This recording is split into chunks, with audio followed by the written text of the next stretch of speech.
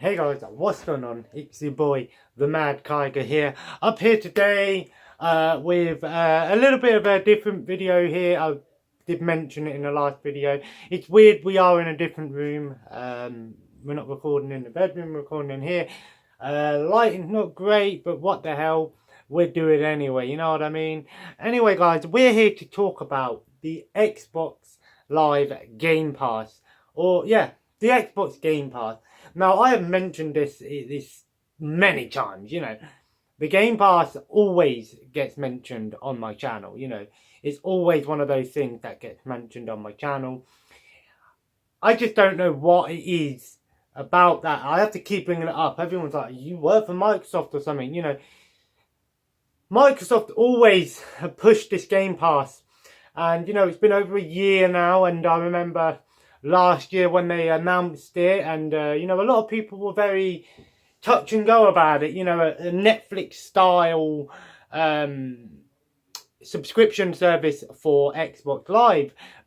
Basically you pay monthly, and yeah, you get you pay monthly, and then you get your games, you know, 100 or so games to just pick and choose from and download and play at your free choice, free will, I guess.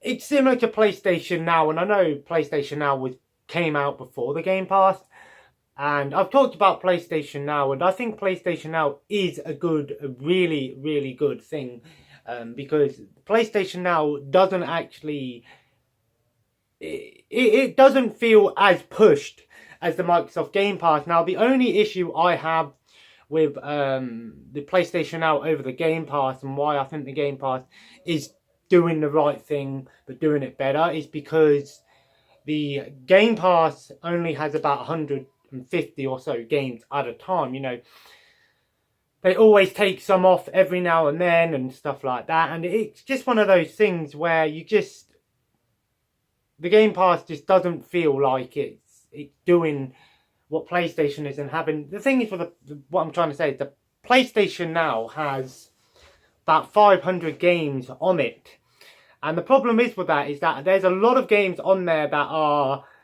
PlayStation 3 games and PlayStation 2 games now. That's not what I'm trying to get at. Game Pass has a similar thing, has a bunch of Xbox One, 360 and some original Xbox games as well on there. And the thing is with the Game Pass is that because there's less games, you're more likely to play these games. And I will say this, the Game Pass really feels like it helps some of these developers to put their game out there. And that's what I'm going to talk mainly about today. And that's the main sort of thing in this video, because I might do this as like a different line of videos, so to say. Whew. I feel a bit out of it today, guys. I really do.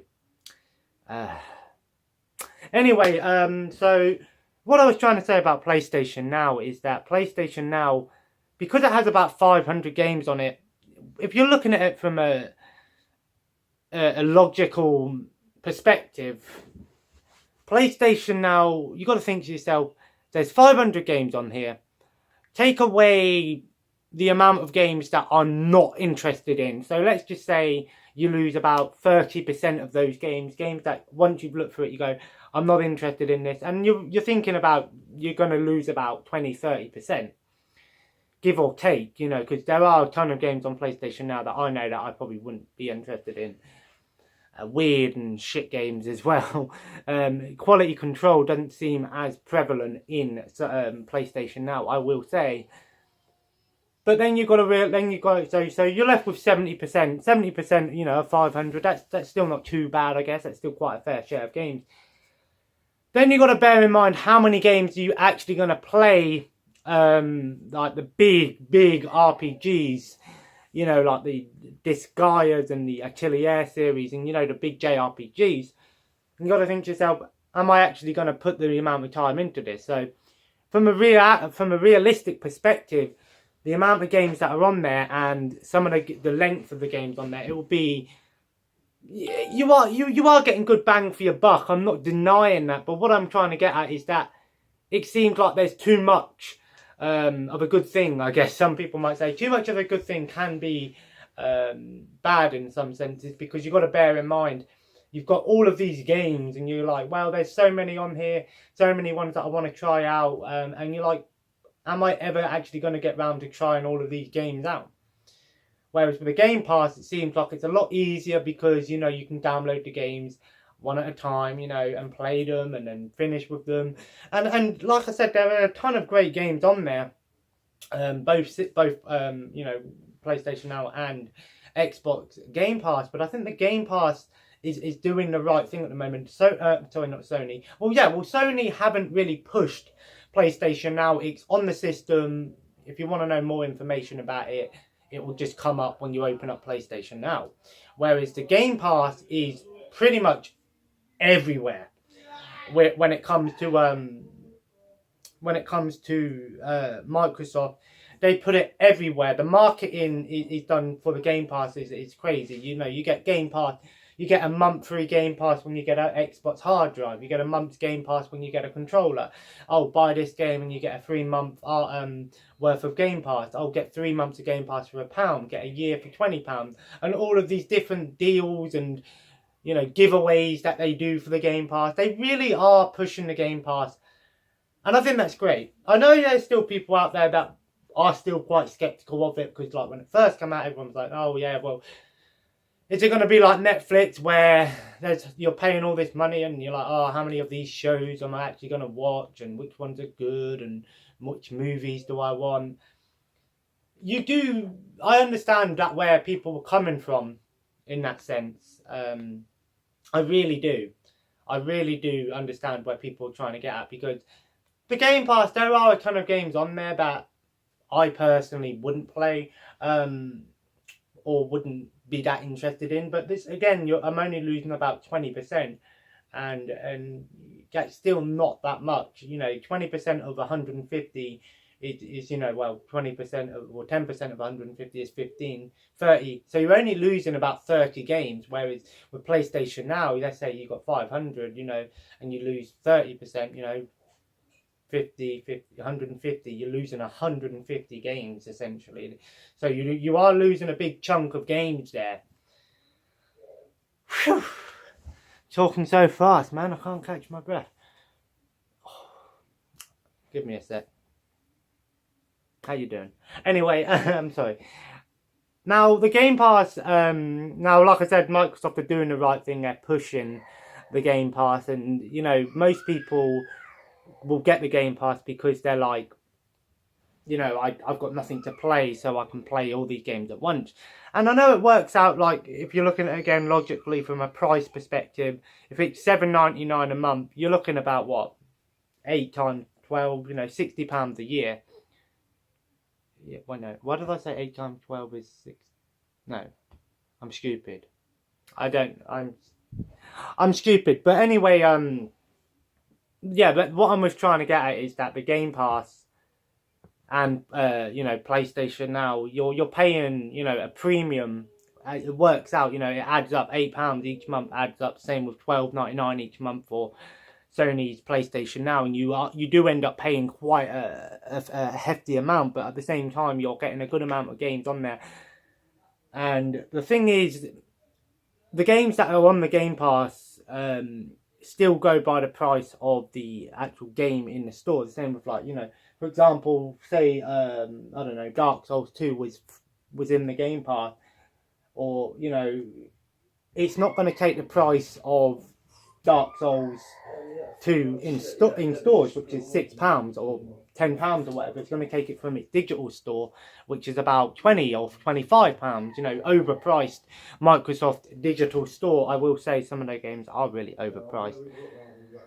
And the same thing can be argued with the games with gold. They say it's worth $69 each month, or $79, but then you actually look at it and they give away games that, when you go into CX and you see this game and you're like, this game's only a £5, so how does it work out? They're going on their digital stores prices, so be aware with that one. Again, same thing with the Game Pass, so but it still works out cheaper. It still does. If you were to have every single game that's on the Game Pass and you brought it individually through the digital store, it's definitely going to cost you more than what you're paying each year if you do, because again, you don't have to pay, you can stop, you can start again, but you know what I mean. So it's one of those things where you can really pick and choose when you want to play them. Now, like I said, this is why I think Game Pass is really, really well done. And really good for gaming in general, because there's a lot of games that get put on the Game Pass, a lot of indie games. Now, I'm not necessarily the biggest fan of indie games. I just don't really play them that much. I can appreciate that they are games that haven't been made by, AAA developers and have the, millions and billions production rating and stuff like that. But, I'm playing a game on there called Hellblade: Senua's Sacrifice, and I remember when this game came out roughly about, well, it was out on PS4 well before, God of War came out, but at the same time, they brought the game out, re-released it onto like the Xbox One about the same time as God of War, the new God of War 4. And a lot of people were like, they looked at it and they thought, no, this is just a cheap version of God of War. This is just Xbox's version of God of War. Even though Hellblade: Senua's Sacrifice was on PS4, it was a PS4 exclusive at one point. So, it did like a Crash Bandicoot. It said it was an exclusive, and then it went to, the other systems. But you can't really blame the developers for doing that. The reason why developers do that sometimes is, especially with smaller developers, they'll only put their game out on one system because they don't have enough, they don't have, because they're they're a smaller company, so they don't have as much money to go, Microsoft, here we go, we want it on your system, we want it on Nintendo, we want it on Wii. I don't know whether they have to pay out, or Microsoft and stuff like that would, can't get rights to it. I don't know how it all works, but it's good knowing that Microsoft, when, because I remember when this game came out, I seen it a few times, and everyone, I always looked at it and I thought, oh, it looks pretty cool actually. And then I never got it, because obviously I'm playing it on the Game Pass, but I remember seeing all these posts about, oh, this is just a God of War clone and stuff. And actually, until you actually play the game, you realise it is the furthest thing from God of War on PS4. It's nothing like that. The only similarity that I would say that is, similar to God of War is the fact that it's set in Norse times. The Norse, Odin and shit. It's set in the Norse times and, realms and stuff like that. And that's the only similarity. And I guess you could say it does have it is a quite heavy cinematic experience as well as a game. And as much as I want to talk about the game, that's going to come in its own video. But what I'm trying to say is, when that game came out, nobody was really buying it because, even when they brought it out on Xbox, it didn't sell very well because most people were like, I'm getting God of War. Because of all these people that are like, oh, it's just God of War's this, God of War's that. And, God of War's Game of the Year now. Congratulations. It was a very, very good game. And I'm looking forward to giving it a go when I get a chance to get it myself. But, I'm definitely looking forward to playing that nonetheless. But it's nice to see that Microsoft goes, you know what, this company produced a really good game. And they put it on our system for some of our, our people to get it, and they're like, well, you know what, this game not many people bought this game, unfortunately, so we'll put it on the Game Pass, and basically now people can play this game. And, some people might go, oh, I'll try it out, so I'll go out and buy it, or, you get the physical collectors like myself that want, might want the physical version and stuff like that. But what I'm trying to get at is that Microsoft are doing a really good thing for indie developers by putting their games on the Game Pass. Similar thing like with Steam, the green light programs and stuff like that. When people have the green light games on Steam, they get put on there, and you have to vote for it, and it to be actually purchasable and stuff like that. I think that's how it works. I don't know everything about Steam because I'm not a PC gamer, even though I've got loads of PC games behind me. You're going to have to bear with me, guys, because I've got a really bad chest. And I'm hoping that it's nothing serious, but they said it's probably a muscle problem. Wouldn't surprise me, the amount of work that I do around here. Wouldn't surprise me. Who knows? But what I'm also trying to get at is that these indie games that come out, you know, they know that they're not going to be able to bring out the physical version. A lot of indie games go straight to digital anyway. Some of them are lucky enough to have physical versions if they can afford to produce physical versions. It's really down to the individual developers. But what I'm trying to get at is that Game Pass has a good selection of games that are getting, you know, the limelight that, you know, because you know when they add 7 new games, you know, every month they add, you know, about 7 new games, and then they take some ones off. The ones that they normally take off are like the shit one, you know, the lowest played rated games. I think that's how they do it. Or if they lose a licensing issue, or, you know, another company like, oh, we don't want this on the Game Pass anymore, or something like that.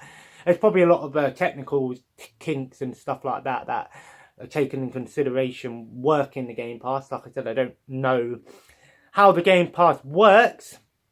But what I do know is that it's a very, very useful service that not only gives the players a chance to get all of these games for the price of, you know, not even one game, because, you know, £8 a month, you know, you can't get many new Xbox games for £8 these days. And when I say new games, I mean brand new games. Because sometimes, yeah, I know a lot of these games that come out on there, like Sniper Elite 4 was another example of a game that came out a few months ago. Probably didn't sell very well, so they were like, you know what, let's get it on the Game Pass. More people are going to try out a game.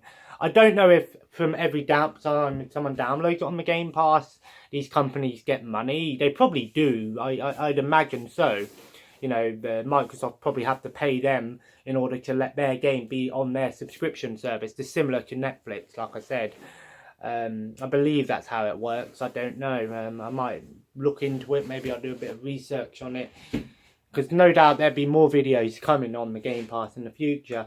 I just wanted to do this small video that talking about the Game Pass and to, you know, why I think it's helping out these developers and why other companies should really look at doing these things. You know, EA, as much as you know, gamers hate EA, but EA Access is another thing. You know, they've got a bunch of their games that you can pay, and it's only $3.99 a month, and you get about 60 or so games in there. You know, most of them are, you know, your Battlefields and your sports games and stuff, unfortunately, but there are a few unique ones in there and some old school games and stuff like that. So, you know, EA are doing that sort of thing.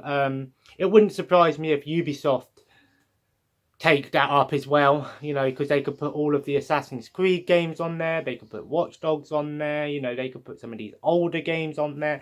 You know, individual developers could make so much money by making subscription-based services, because, yes, in a reality, and I'm going to be blunt about this, but if they were to do that, there's one reason why they're doing it. It's because they know that they can make money off games that they're not making money off anymore. It's quite simple. That is what it is in some senses. Unfortunately, it's one of those things we're going to have to do. You know, Disney have done it now. You know, Disney have their own subscription service, but that doesn't surprise me at all. To be honest, it's quite a cool thing, actually, Disney are doing that. So it don't surprise me at all. It wouldn't surprise me if we see more companies like Ubisoft, Activision, and all these other companies making more subscription services. I wouldn't be surprised if Nintendo do something like that for their Switch. I think Nintendo should. They should do. It'd be cool if they did like bundles and things like that, like the NES Classic on the Switch. So, for example, you get all the 30 games that were on the NES Classic, but you can have it on your Switch. That would be a pretty cool thing. And a similar thing with Super Nintendo. I don't know. I don't know Nintendo. I know Nintendo are quite ruthless as of late, and they are really making some questionable choices. But I'm not going to sit here and complain, because Nintendo do still make quality things, Smash Bros. For example, one of the reasons why I want to switch. But hey, anyway, this has been a small video talking about one of the reasons why I think the Game Pass is, well, more than one reason, but main reason I was trying to get at is because it is helping out these developers that don't get the limelight, and it's given them the opportunity for people to play their games. Games like Ashen that have just been added, games like Senua's Sacrifice, Hellbladers or whatever it's called. You do get your quality games on there. You get your Halo 5 and stuff like that on there. So you get some very popular games, but you get some old and you get some new, some good and some bad. But for the most part, I think the Game Pass is worth the money. And one of the reasons why I've sort of done this video is because you sort of need to talk about it and keep talking about it and see how your opinions change over time and see what they're doing. And I think over a year has passed and I think they're doing a really good job.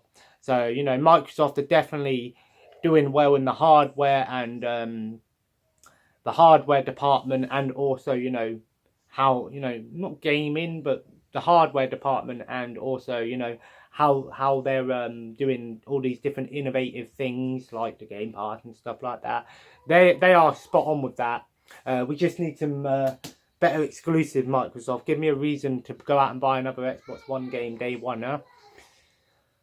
Sony are just doing fantastically with their exclusives, Horizon Zero Dawn, for example, God of War, the Yakuza series, just to name a few, some of the best games that you'll ever play, single player games, and multiplayer games that should always, I think multiplayer games should always be multi-platform. If there's a multiplayer game, imagine if Overwatch was exclusive to PS4 or something. That'd be crazy, man. They wouldn't do that. Even Team Fortress made its way to the Xbox 360 at one point. So anyway, guys, if you enjoyed today's video, feel free to leave a like and, of course, comment below. Let me know your opinions on the Game Pass. No, I do not work for Microsoft, and no, you do not get any Game Pass for watching this video. However, if you give this video 4,000 likes, I will give you a free Game Pass. I'm kidding, of course. I don't have free Game Pass, but I'm sure I could get one. Anyway, and of course, subscribe if you haven't already. I'm being summoned, as you can probably tell. Alright, I'm coming. Anyway, have a nice day, and I'll see you in the next video. Sorry I seem a bit out of it today. It's been a long day. Yeah, I'll see you in the next video, guys. Take care, and bye-bye.